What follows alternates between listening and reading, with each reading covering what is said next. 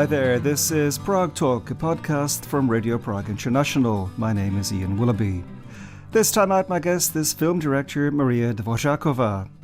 Maria was the first Czech in decades to win a student Oscar, and now she has a brand new film, World Between Us, a documentary that follows Czech photographer Marie Tomanová as her career skyrockets in New York. The intimate film is also a portrait of Tomanová's art historian husband, Thomas Beachdel, and reflects the close friendship between the photographer and Marie Dvořáková herself. As you will soon hear, my conversation with Maria also takes in her own American story and career, and that's in this edition of Prague Talk.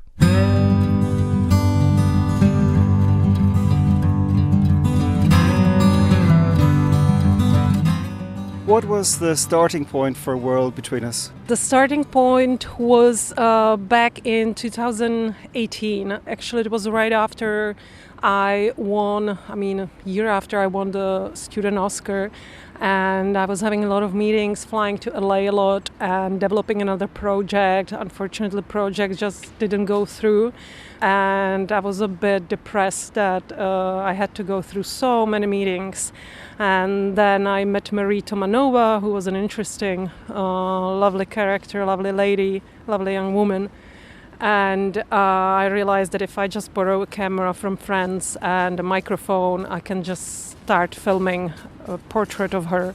Why did you want to do a portrait of Maria? I thought she was very spontaneous, talented. She reminded me of home because back then I was in the US for 13 years and I spent most of my time with Americans. So all of a sudden there was this young woman who was from Czech Republic. We could speak Czech, we became friends and we got along very well. So I just thought that I would start filming her.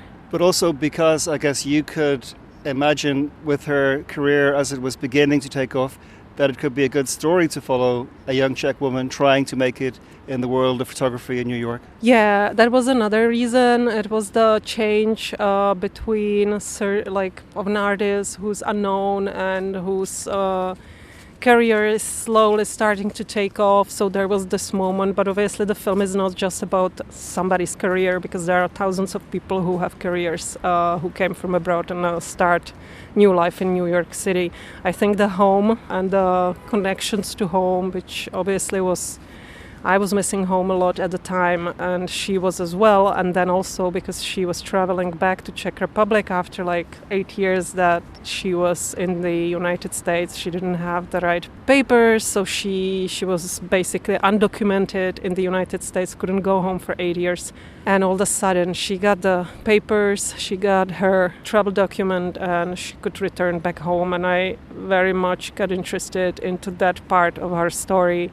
Because also I was later on going home, so there were certain resemblances that I was intrigued by. One of the many things I liked about the film is that it's also a kind of story of your own friendship with her, and nobody else could have made such an intimate portrait of Maria. I think that we became friends helped a lot because we spent a lot of time together. I gained their trust. They trusted me, her and her husband, so they let me into their lives and I could film them pretty much all the time. Obviously, I had a full-time job at the time, so I was only filming after work during the weekends, but we spent a lot of time together. On the other hand, if I wouldn't be able to go get that close, I probably wouldn't be filming it. If I would see that they wouldn't let me in, I would just stop filming. We meet Thomas Beachdel quite early in the film. He's an art historian, theoretician. What part has he played in her success, or how do they work together as a couple? I think they have a very symbiotic relationship. He's a very calm, well-read, intellectual. He's a professor at a university. I think he is like her mentor or a guide, like Marie when she talks about it openly, that she didn't get such a support when she went to when she studied art or painting at the university, and she almost quit the artistic career or career as an artist. But then she met Thomas, and I think he helped her with what she needed back then from the university. He was the teacher, he was the guide and the mentor who led her through the beginnings and who taught her a lot. And I know that she values it, and she's super grateful to him. Openly, she states that. And at some points it almost looks like he's kind of coaching her. She's doing interviews on the phone, and he's telling her that was good, maybe that wasn't so great. Yeah, and I think it's very good that she gets that feedback. I think every young artist or whoever, you don't even have to be young, like if you want to pursue certain activity, whether it's art or something else, sports or whatever, you need to have somebody like a guide, somebody who gives you the feedback. And you use the word coach. It's like in sports, the same thing. If you train and you have somebody who's a good coach, and that person motivates you and tells you what you do wrong, what you should do better, obviously it's going to get effective, and probably you will move on your success path a little bit faster. And I think the progress in Marie's career was extremely fast, and I believe that it was in a big way thanks to Thomas. Today, Marie Tomanová works for major fashion magazines and brands, including even Instagram itself. She photographs stars like Kim Gordon, Jeremy Allen White. Probably a lot of people have talent who go to New York or elsewhere and try to make a success of their lives. But what are the factors, apart from her talent, that you think have led her to achieve the success that she has? I think she has a very lovable personality. I think she is really hard worker, and she is professional. Like she has high professional standards in terms of executing the work, but in terms of communication as well. So I believe that her biggest strength, I'm not talking now about talent, I'm talking about the mechanics of, breaking through in the world of high-end fashion and, like you said, the big campaigns for big companies. I think it's her strength is communication, that she knows how to communicate with those execs or creatives from those companies and agencies.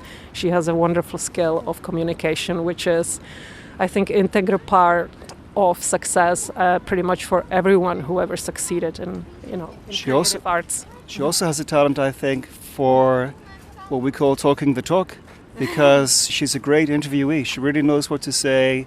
She has great talking points. She's really skilled in that way too, I think.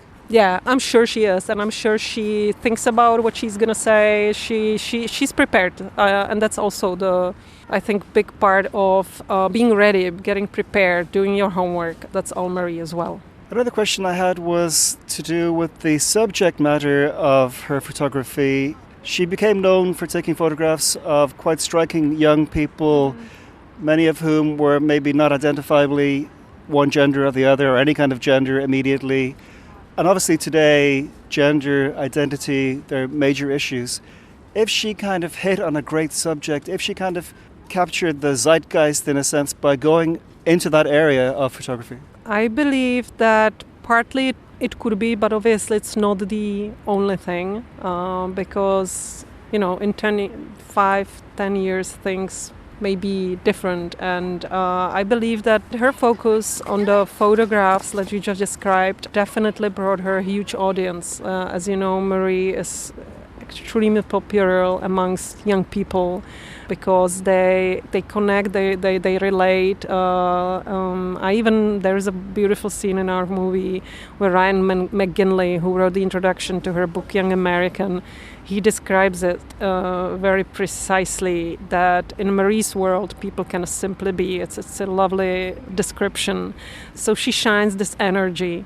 So I think, yes, it helped her, but obviously her work is wider than just what we've described. She also did a lot of self-portraiture, which is beautiful, and she's been praised for her self-portraits, the first self-portraits that she did in nature. Those photographs are beautiful, and I think there's a big demand actually for those nowadays as well. So it might have helped her, but obviously you cannot just focus on one thing that's gonna last forever, So obviously she's finding new themes and new ideas for her new books and new exhibitions.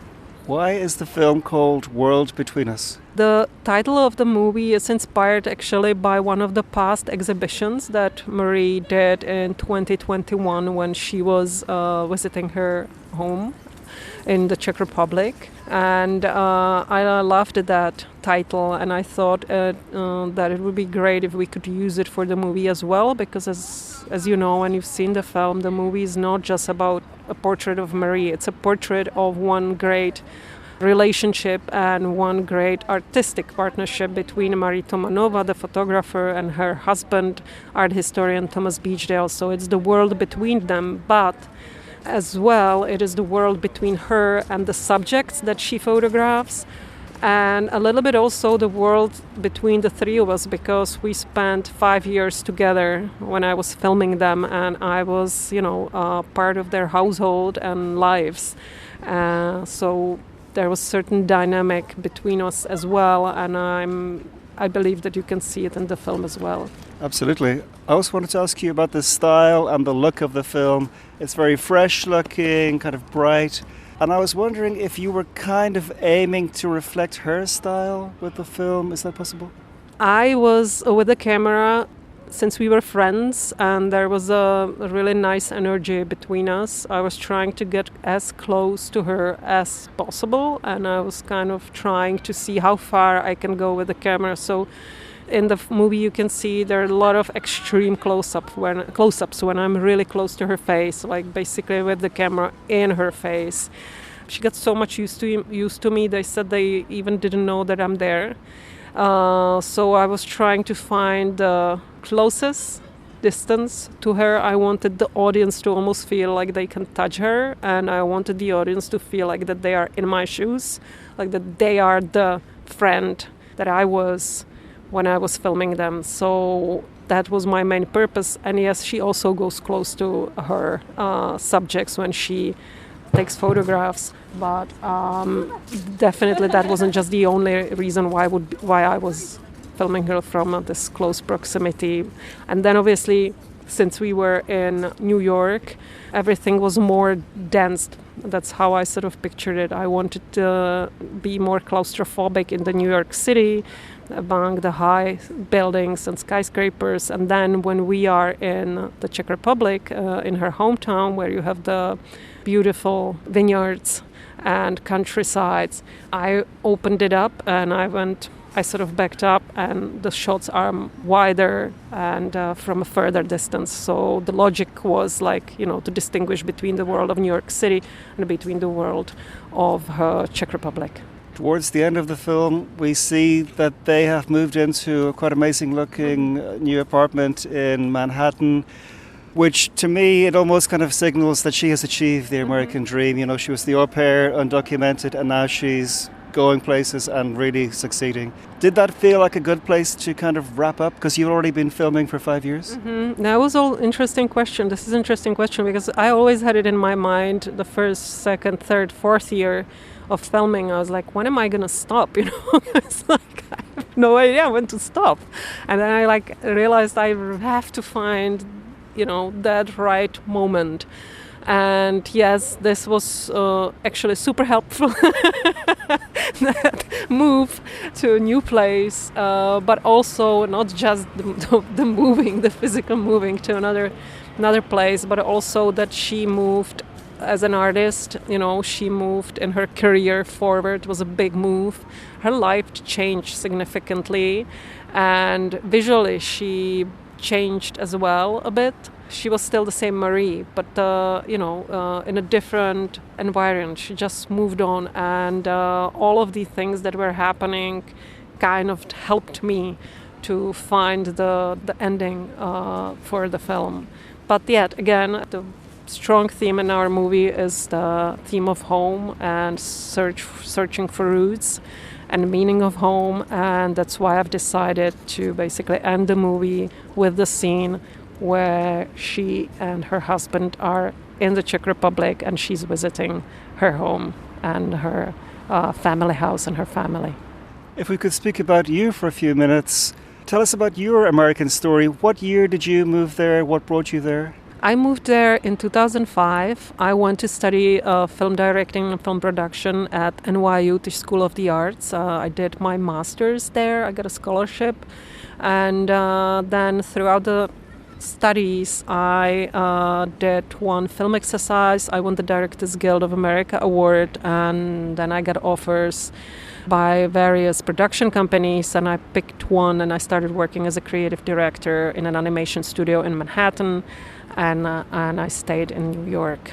I've been to New York just a few times. I always think I would never have the energy for this place. What kept you there so long? I'm posing this question to myself as well, because it's really tough and demanding environment, and it's really hectic, and work-wise it can be stressful as well. You have to work really hard, it seems. Yeah, you do, because I think it's a matter of scale. It's so different comparison to Czech Republic. In New York, you know that if you have a job, there can be another 30 people who can easily replace you. That pressure is... It pushes you. You are trying harder. You just, you are trying to do your best. It's exhausting, but also I would say, is the right word, evolve. You are evolving. You are growing. So it's not always bad. So I guess I enjoyed that. I also was always telling myself, I give it another year. I'll stay for another year, and I'll stay for another year. And then all of a sudden I was there like 17 years, like it was kind of interesting. But there's certain things about New York, like it's tiring. You are happy that you can leave it, but once you leave it, in a few days you start missing it so badly. It is such a weird... I can't describe it. A lot of people who live in New York, that they describe it the same way. You just are happy you can leave, but then you start missing it so much, and you are so happy that you can go back. But are you now living here or partly living here? I have American citizenship, so I am, since 2020, I spent more time here in the Czech Republic because I have parents here and I want to spend time with them. So it was mostly for personal reasons why I'm here. They are older. But I'm also spending not only my time when in Europe, in Czech Republic, I'm also in Sweden and Denmark when my boyfriend lives. So when I'm in Europe, I migrate between the three countries, but I'm going back regularly to New York for work, and we are planning and hoping that we will move back to New York eventually as well. I spoke to you 6 years ago in New York, and you were talking about maybe working on a film based on a story by Milena Jelinek. Is that still happening? No, unfortunately it is not. As you probably know, Milena unfortunately passed away during the COVID. At the very beginning, she was one of the first well-known people. Yeah, it was horrible. So I basically decided not to pursue that project after her death. And can you tell us what you are working on now? I heard you in another interview saying one feature film, one documentary. Can you tell us anything? I can tell you more once we turn off the microphone, but because my producer probably wouldn't be happy that I'm sharing information at this point. But yes, one project is a documentary film and another one is a fiction. We also have a documentary series that involves archaeology that we are developing. I have a few friends who are film directors. What I really admire is their persistence, that they will work on a project for 5 years, 7 years. How do you find that? Working on this project, there were 2 moments when I thought I would quit the project, like that I would stop working on it, that I won't be able to finish it because I didn't have money to basically work on it. And then I also was at one point, I was extremely exhausted, and I was thinking I probably just can't continue. And then I don't know what happened. I again, a few months passed and I started filming again. So it is weird. Maybe it's a sense of, or the urge that you just want to finish it, because the worst thing that can happen is that you have unfinished project that you already spent years working on it and it's just lying, on your hard drive and nothing's happening. It's like something that you don't sleep because of it, that something's unfinished. So I think it's the urge of actually finishing it and closing it, and maybe that is the reason why I've decided to continue and search for path how to actually find funds and how to actually finish it. But I guess that's even worse in the field of documentaries because you're waiting for things to happen, right? It's not like a screenplay. Yeah, it is like, I have to tell you, after this experience, I still don't understand how people make living off of making documentary films here in the Czech Republic. I have no idea how they do it. It was extremely hard for us to secure the financing, and it was for me personally because I was looking for funds as well. I was approaching various investors. It was really hard to persuade them to give us some funds for finishing the film, for the finishing phase of the film. And it is funny because those were not like large sums of money. Those were kind of like joke, you know, and I was unable, and I'm quite persuasive person, believe me. And I had trouble because everybody was telling me, well, we give it to you. It's like we don't get anything out of it, you know, like why would we be helping you? There's nothing that comes back to us from it. So it would be awesome if there would be some kind of, I don't know, workshop or some manual how to finance documentary movies from a private sector. I'm sure there are people around the world who could teach us how to do it and how to approach it. I believe there must be a way, because I ended up actually raising money from private investors at the end, but it just took a lot of energy to find those people. I eventually found them, but if there would be anyone who would want to teach us how to do it, I definitely would attend such a seminar 100%.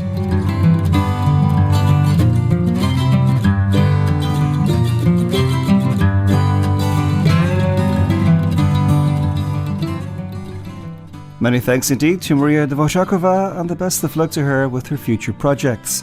In the meantime, I highly recommend World Between Us if you get a chance to see that film about Marie Tomanová. Prague Talk is a podcast from Radio Prague International, and if you're new to the pod and enjoyed this conversation, why not look up some of the earlier editions, of which there are now well over 100, and subscribe wherever you get podcasts. But from me, Ian Willoughby, that's all for now. Thank you so much indeed for listening to Prague Talk, and talk to you again very soon.